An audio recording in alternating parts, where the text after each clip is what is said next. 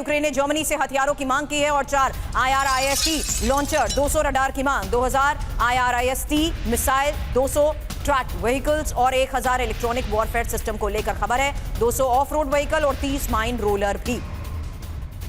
हालांकि यूक्रेन ने जर्मनी से किस तरीके से हथियार मांगे हैं, इस बारे में एक एक डिटेल अब आपके सामने, क्योंकि खबर सामने आ रही है कि किस तरीके से इस मांग में 4 IRIS-T लॉन्चर के साथ साथ 2000 IRIS-T मिसाइल्स की भी मांग की गई है। इसके अलावा 1000 इलेक्ट्रॉनिक वॉरफेयर सिस्टम और 200 रडार, साथ ही 200 ऑफ रोड व्हीकल और 200 ट्रैक्ड व्हीकल्स की भी डिमांड की गई है। एक और बड़ी खबर है, क्या भारत को 5वीं पीढ़ी का रूसी फाइटर जेट Su-57E मिलने वाला है? यह सवाल इसलिए क्योंकि रूस ने भारत के सामने एक डिफेंस डील ऑफर की है, जिसमें 5वीं पीढ़ी के स्टेल्थ फाइटर Su-57E के साथ साथ air superiority fighter jet Su-35M भी शामिल है। अब सूत्रों के मुताबिक यह पेशकश रूस की सरकारी कंपनी रोस्टेक और सुखोई ने हाल ही में की है। इसके तहत Su-57E की टेक्नोलॉजी भारत को ट्रांसफर की जाएगी ताकि इसे हिंदुस्तान एरोनॉटिक्स लिमिटेड के नासिक प्लांट में बनाया जा सके। यही प्लांट अब तक 220 से ज्यादा Su-30 MKI जेट्स भी बना चुका है।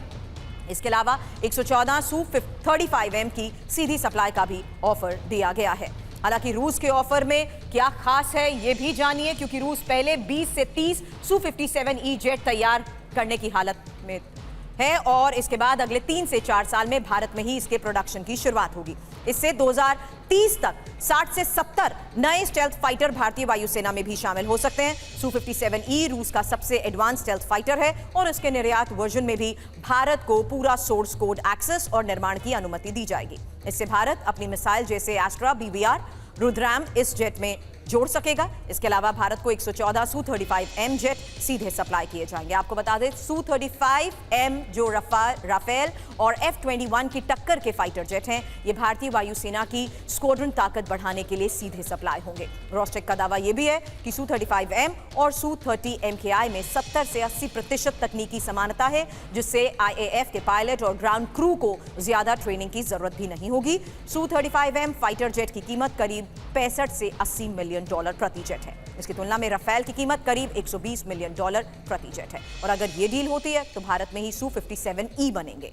इससे मेक इन इंडिया और आत्मनिर्भर भारत को भी बढ़ावा मिलेगा। वहीं पुराने Su-30 MKI भी नए इंजन से अपग्रेड होकर 2055 तक काम करेंगे। अब इसकी खासियत भी आपको बता देते हैं। इंफॉर्मेशन वॉल का रुख करते हुए Su-57E की खासियत आपके सामने, क्योंकि 5वीं पीढ़ी का ये स्टेल्थ मल्टी रोल फाइटर है और इस बीच आपको बता दें 4.5 पीढ़ी यानी 5वीं पीढ़ी का मल्टी रोल सुपर फाइटर, 5वीं पीढ़ी का stealth multi role fighter, mach 1.6 से ज्यादा इसकी स्पीड, AI आधारित कॉकपिट और सेंसर फ्यूजन भी है। 3D